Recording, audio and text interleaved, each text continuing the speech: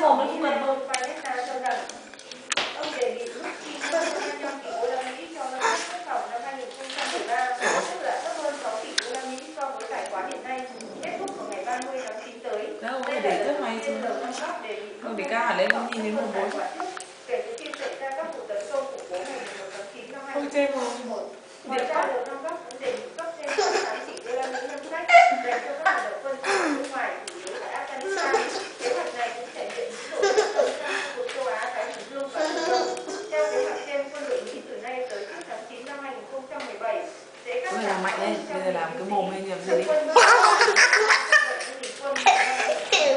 cục xuống còn 490.000 quân và lực lượng lính thủy đánh bộ giảm từ 202.000 quân xuống còn 180.000 quân.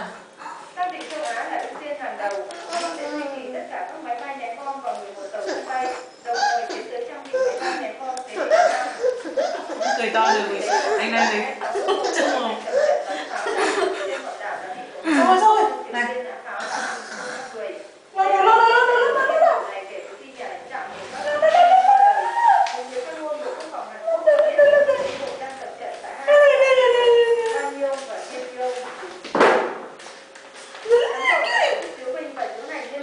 Thôi đừng.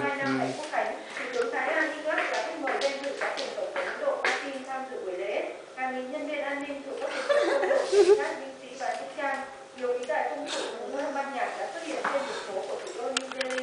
An ninh được thắt chặt trong thời gian diễn ra lễ kỷ niệm. Cảnh sát và lực lượng bán vũ trang phong tỏa trên đường phố, tăng cường bảo vệ các tòa nhà trọng yếu của chính phủ và thủ đô.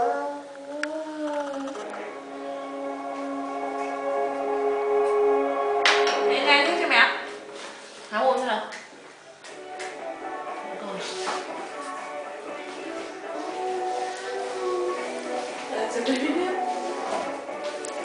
Bác